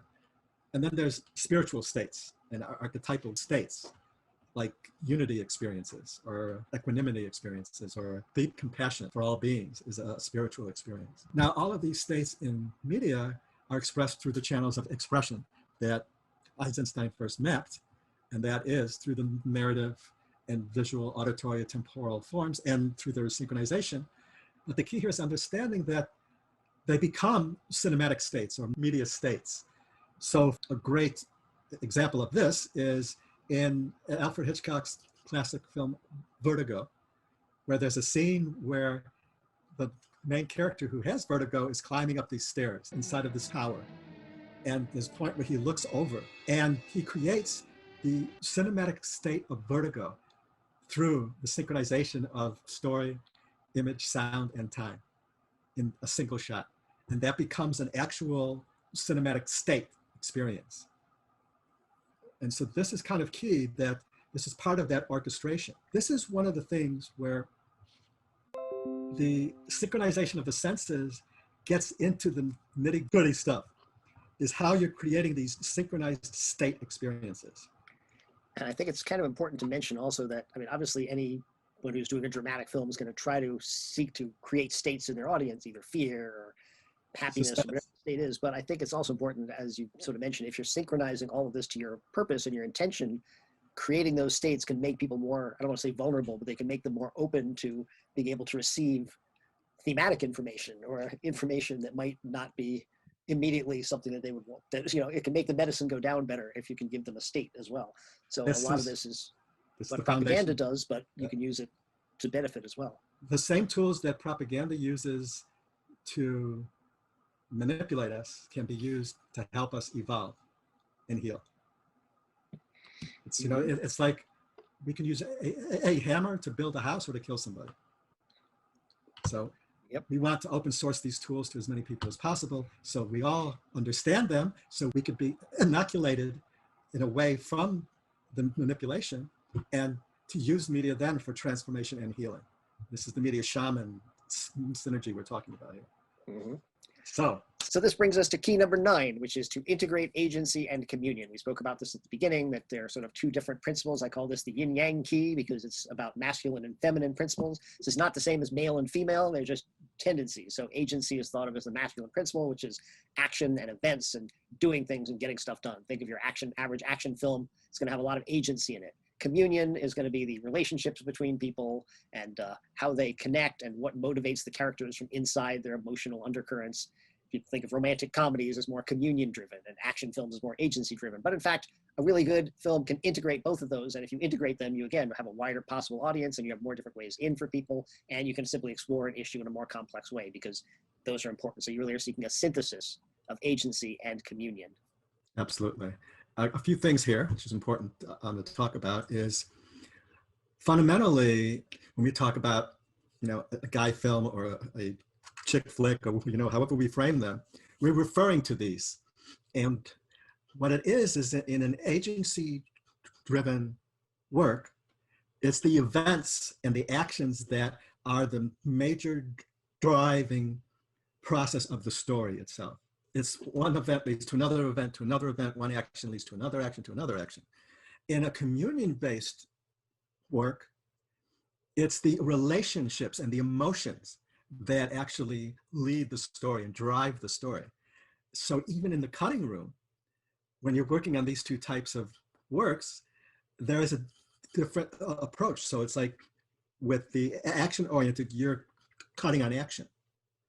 So the agency one, you're really kind of focusing on the chain of events and those actions.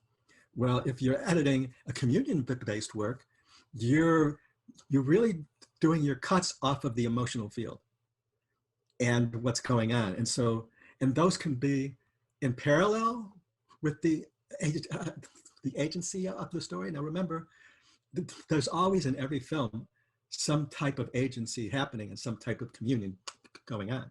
But an agency-driven film will have more agency as its primary kind of driving force, and the opposite with the communion works.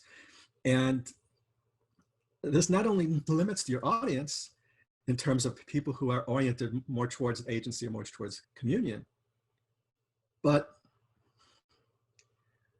it is also only part of the story. So just the events or just the relationships is not how life is. So it's more true to life to synergize agency and communion.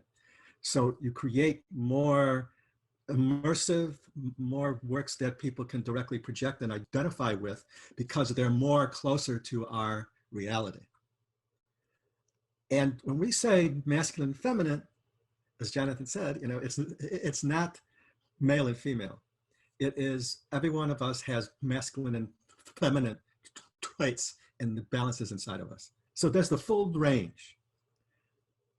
And it's also, as we talked about a little bit, it's individuals driven versus relationship driven. So in agency works, there's a lot of focus on individual actions. And so in the communion works, there's a lot more focus on relational actions. You know, that's not really an action, it's a relationship dynamic field. And also, one of the essential kind of underlying energies between them, agency is kind of oriented around separation. In and of itself, it's, the idea is there's an event, an individual event, and this and that, and our capacity to act and react to them. It's all about this separate action, reaction, so it's very polarized. Whereas the communion field is more connection oriented. So it's really about these connections between things. And it's not a dynamic of action reaction. It is at one level, you know, like somebody says something and then I react, but the focus is not so much on that as on the using that towards connection. So when you synthesize it, you're synthesizing all of these. And there's many works that have done that. Some of the works we've already talked about. We've also talked about Ava DuVernay, who's actually sort of really integrating communion and agency in her work. Thank you so much. Yes, yes, yes. This is important. This is really important. Ava DuVernay, the African-American filmmaker who did Selma, an amazing film, and On Time, which is a very important work in this area. She has been experimenting with this synergy between agency and communion, and also what that means for a narrative process. And so she's bringing in communion energies into agency fields and vice versa. So when you look at Wrinkle in Time, especially, she'll have this agency narrative process going on, and then all of a sudden stop it for moments of communion. And that moment of communion redirects the agency process. So it's really this kind of beautiful experimentation between these two. And so it's great work to watch that specifically, but also throughout her works, she's really exploring this kind of more transcendent form of agency communion synthesis. And also, I think a key point here is that if you want to really communicate across all the four quadrants that we talked about, especially, you really need that synthesis, because in general, certain quadrants are going to be more agency-centric and certain ones are going to be more communion-centric. So that's part of really communicating all the domains of an experience, either in a documentary or any kind of fictional media work, narrative work. You want that integration to get a more complete picture. Great if point. your goal is transformational media. If your goal is comedy, then you might be better with just agency or just communion in some cases, you know. Very good point. Right, so that's basically key number 9.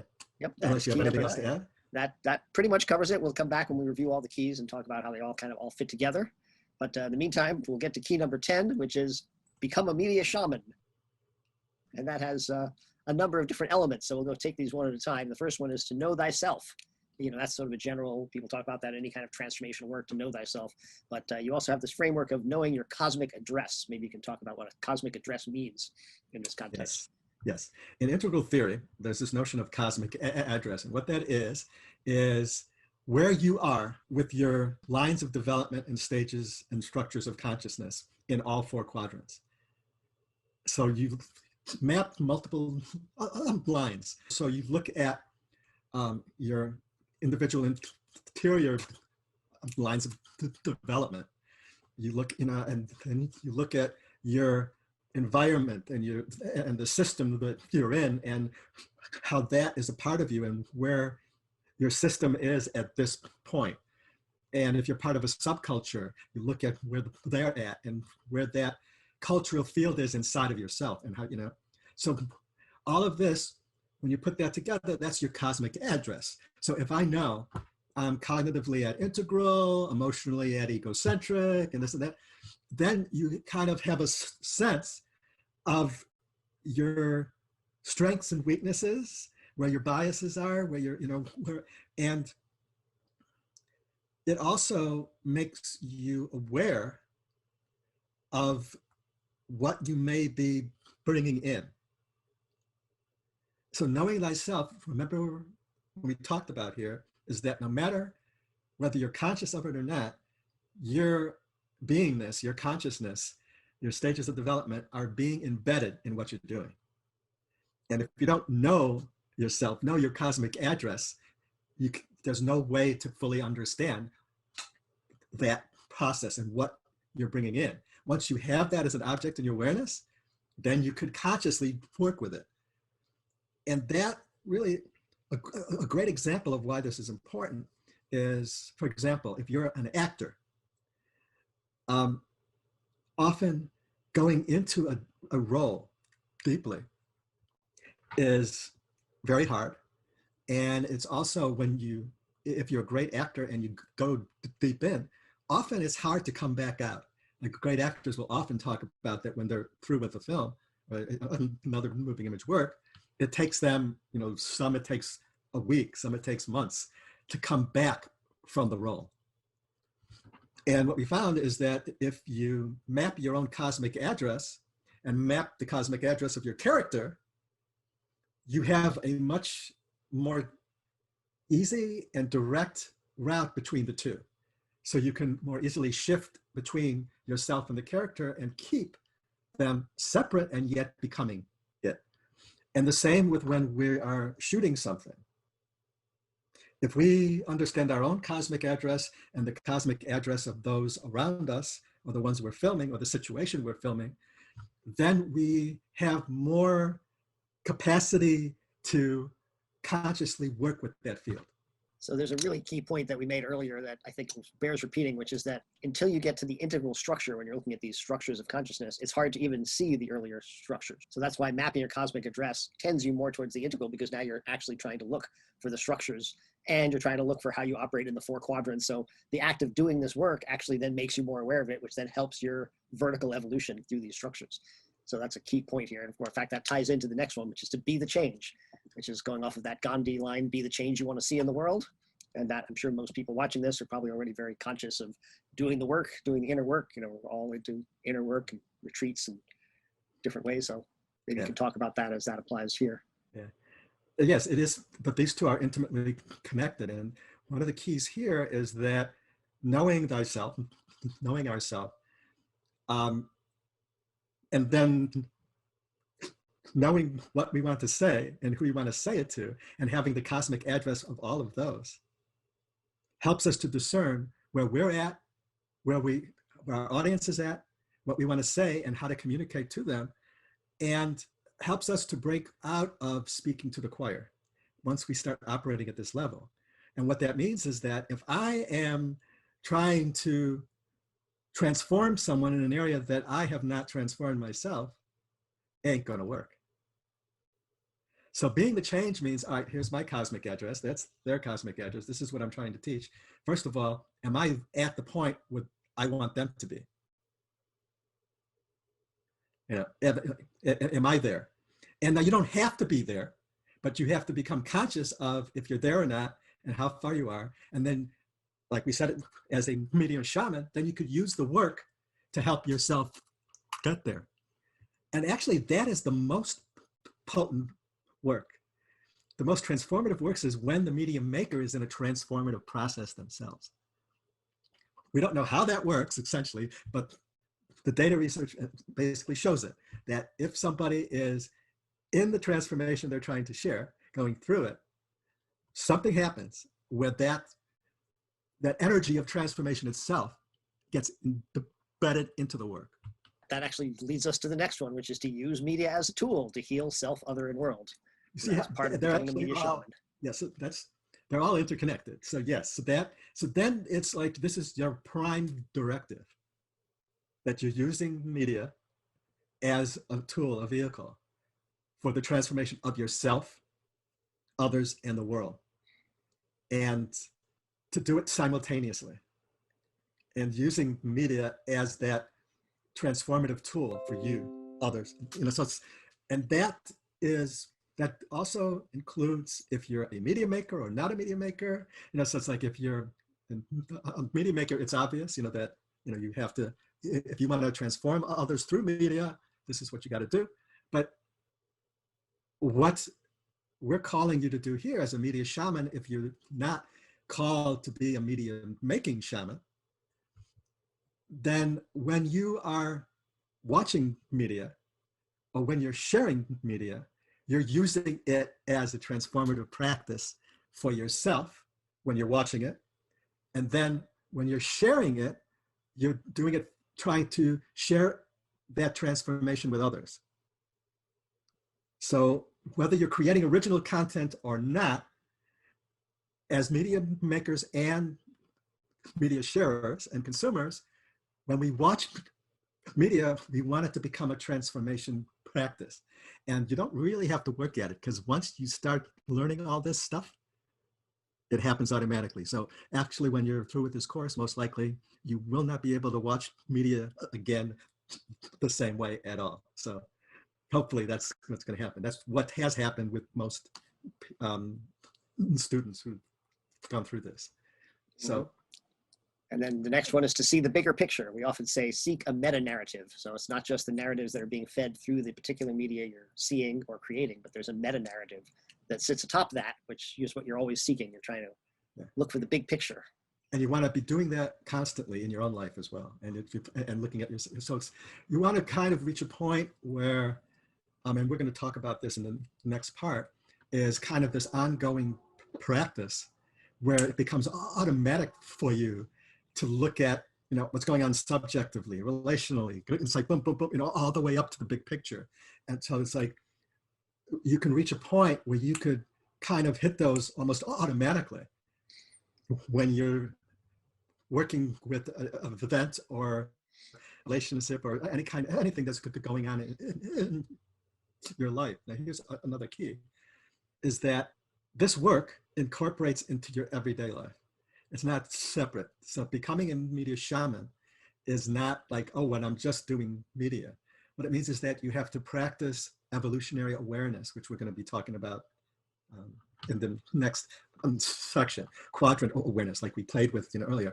So it's like you need to be practicing and doing this in your everyday life for it to really kind of become this natural process where that makes you into a media shaman.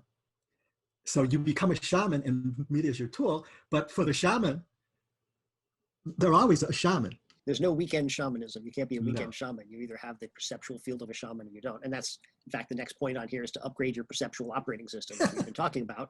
And that's something that happens naturally, as Mark said, as you start to watch media and look for the structures of consciousness and the 4 quadrants, you start seeing them everywhere, and you start seeing where people are like, oh, this would have been stronger if you'd actually addressed the system-wide issue, because it's just talking about a personal issue, but there's a systemic component to this that's not being addressed. So it's not really exploring the subject in as much detail as it could. So upgrading your perceptual operating system is a really key point here.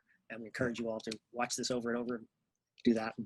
Yeah, and Explore that also, work. for example, if you do the perception practices that we're going to be handing out, and that'll be part of one of the handouts, and practice those every day, and that is going to help you to kind of upgrade your operating system.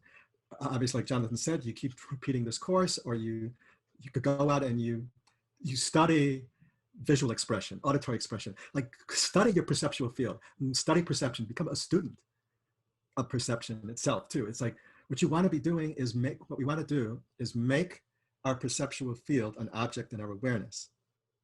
And I think we've talked about this earlier, but it's an important point to return to here, that our goal is to help humanity evolve and to speed up the evolutionary process.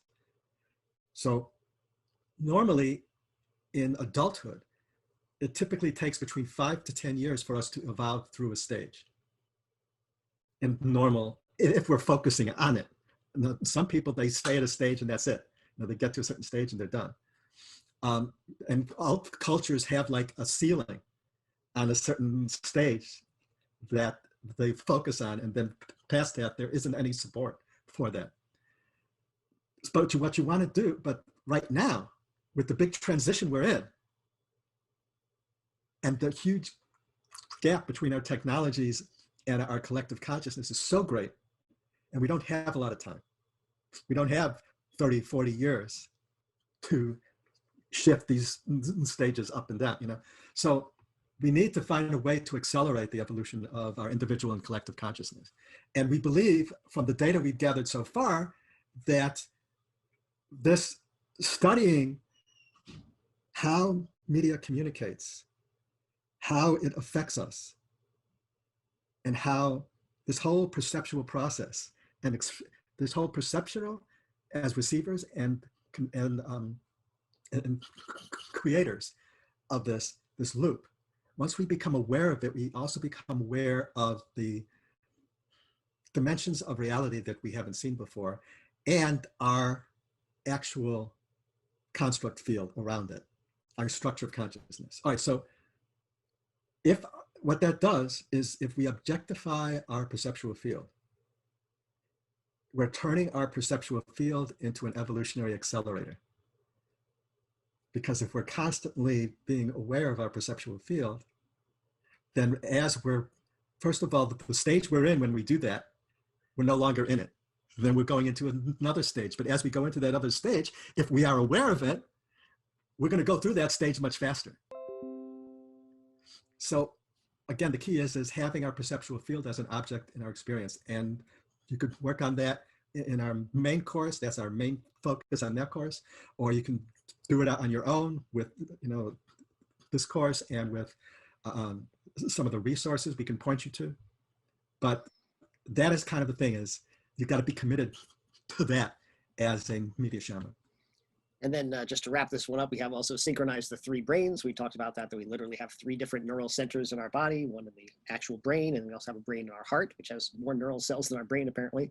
And there's one in your gut, and each one sort of represents a different factor of your experience. If you've ever, I'm sure a lot of people listening can relate to the fact that sometimes a man will be arguing with a woman, they'll say, you're not being objective, you're not being rational, because men often will tend to favor the rational head brain. And if women are coming from the heart brain, then they're not actually talking the same language. So they're like, what do you mean rational? I'm hurt and you need to listen to me. So these things happen all the time. And as you become aware of it in yourself, as Mark said, the act of becoming aware takes you out of it into a big picture view. And then you can start to evolve into a more harmonious whole with those 3 brains. Yeah, and then what you do is you can start to discern what brain is required for what situation. So that was a great example. So if there's a man, woman, in relationship talking, trying to figure out a relationship issue, the head brain is not really the best brain to deal with a relationship issue. The heart brain is. So if you're aware of that, you can just, all right, so I need to get into my heart brain, talk from a feeling point of view and get into that. And so that then gives us more of a capacity both to relate and be present and actually connect with people, and also as we're extending media to understand that process as well.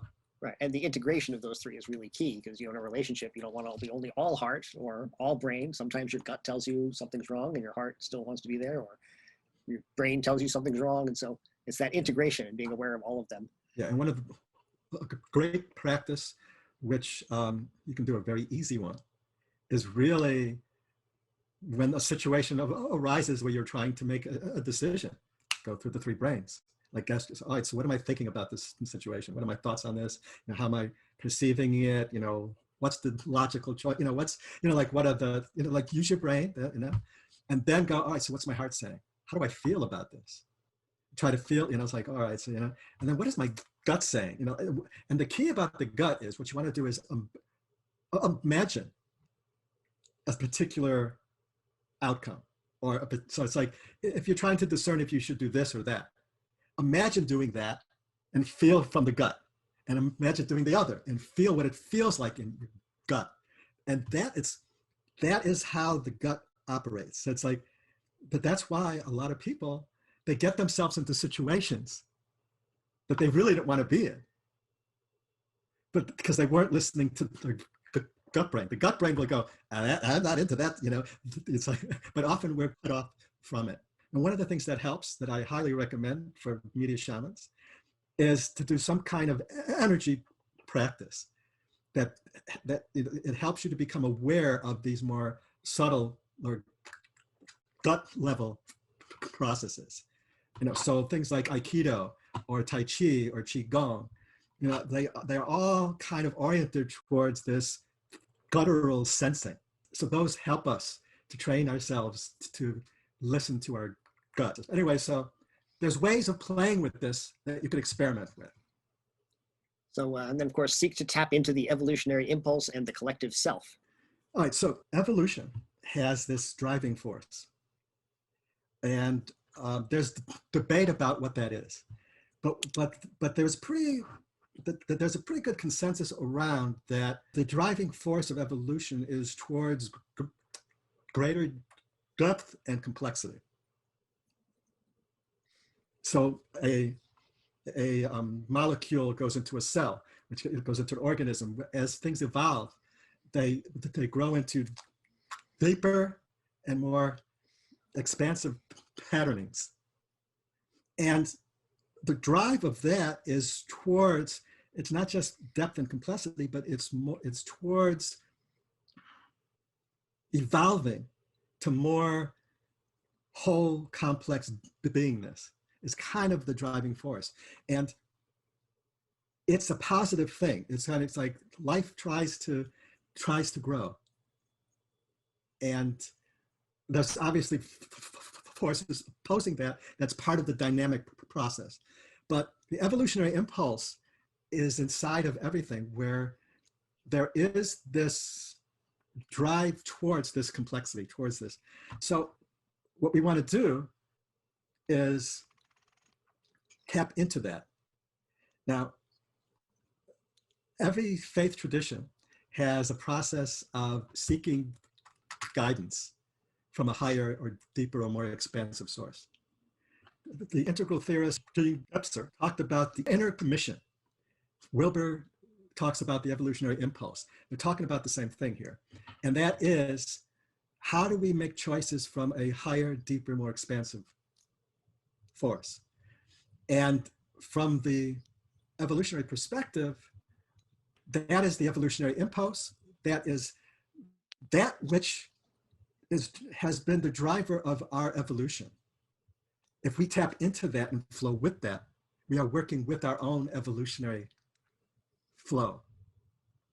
And that is always towards an increase in our levels of understanding and capacity and all that. So, and it drives us towards the lessons we need to learn. And so when we connect with that and use that as our kind of higher source, it becomes this kind of grounding ourselves in the flow of existence itself. And finally, the last one is that you should not do this alone. No one can do it alone. We can only do it with a collective intelligence. So you want to create your sense-making tribe, your collective intelligence tribe.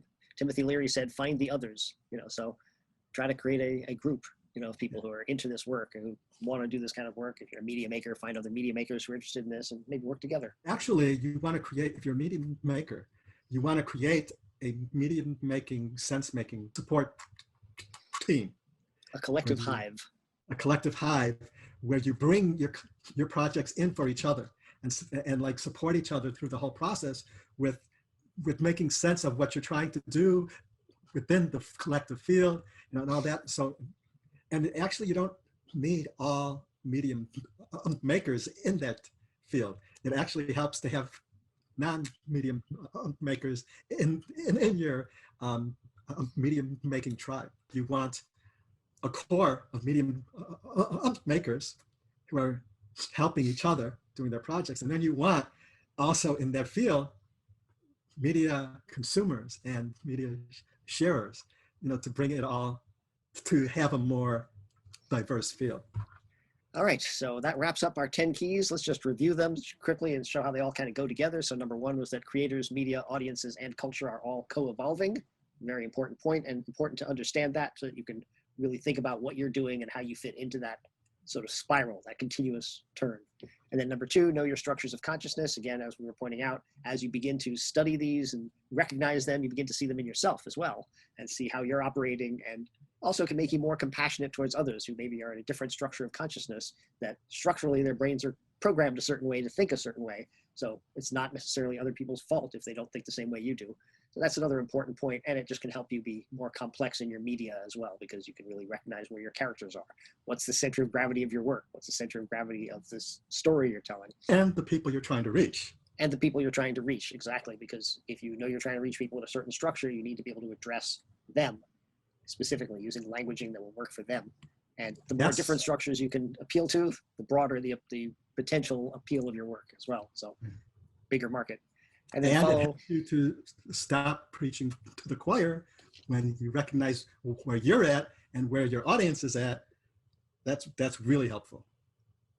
Definitely. So don't preach to the choir and don't stoke the fire. So, and then follow lines of development, because we say nobody is all pluralistic or all integral or all mythic. People can be very mythic in their center of gravity, but they can also be very rational in other areas. They can even have perfectly healthy relationships and be pluralistic in their personal relationships. So different people have different lines of development. So just knowing where their center of gravity is doesn't necessarily tell you everything about them.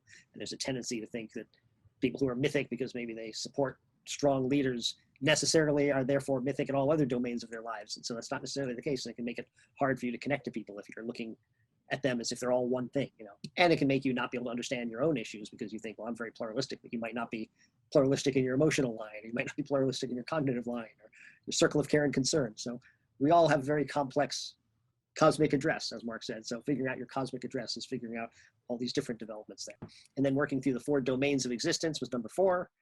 Back to the 4 quadrants. Again, the 2 interior ones, the interior individual and the interior collective ones, and the 2 exterior ones, the individual and collective exterior.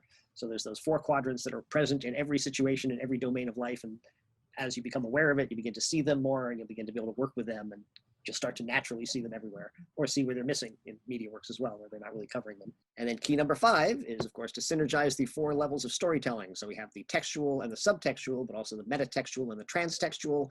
If you analyze your scripts and even analyze media that you're watching or propaganda that you're watching to see how it's communicating across each of these 4 levels, you can really understand how it's working. And if you're a media maker, when you work with those 4 levels and make sure they're all synchronized to a common purpose, as with the synchronization of the senses, synchronization of the 4 levels of story is a critical component to a powerful, coherent work.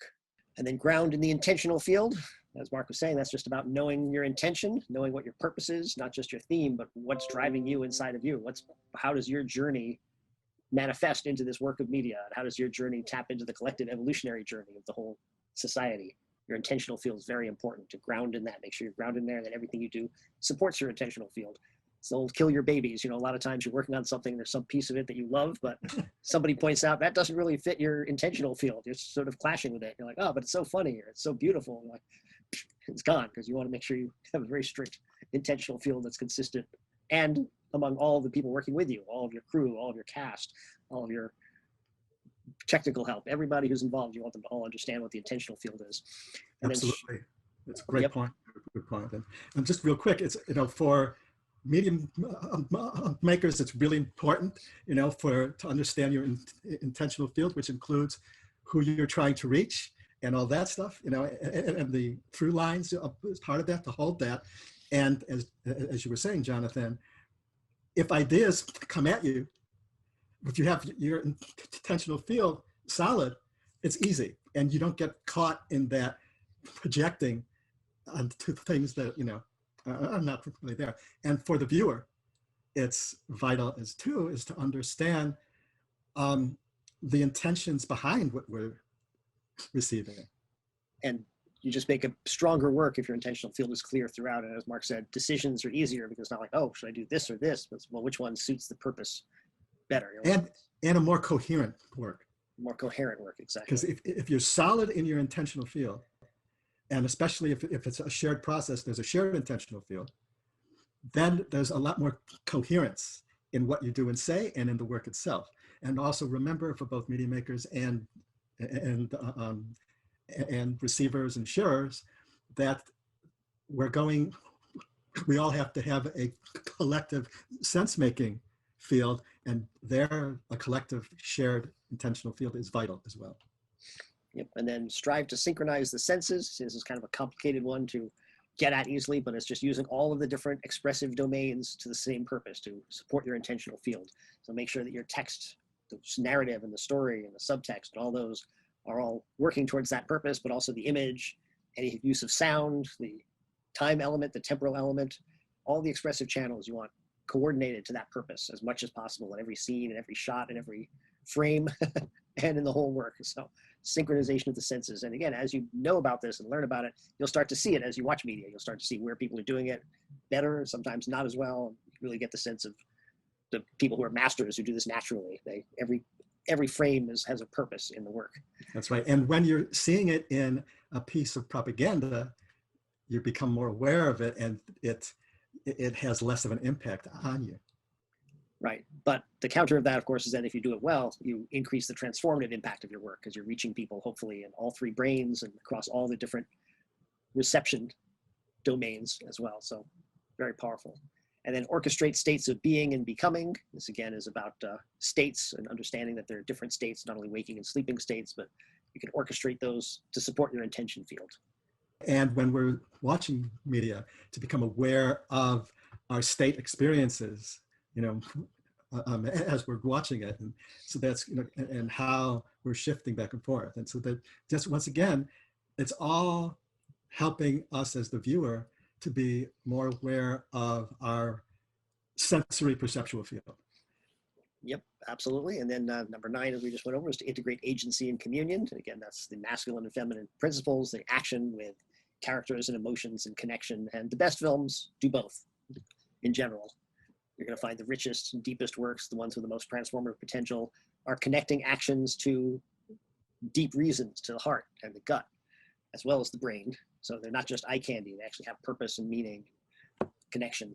And then, of course, to become a media shaman, which is to integrate all 10 of these keys and to do that inner work and to begin to explore your own states and structures and the 4 quadrants and all that other stuff, so that you've got this whole complex map going on that you're constantly iterating and constantly working on in order to improve your sense making and then your media making. Now here's a key. Here's an extra key to remember. Extra key. An extra key to remember. This can be overwhelming. Oh my God, structure, states, and I have to do it all and synchronize it all. And it's you notice that we say strive to synchronize the senses.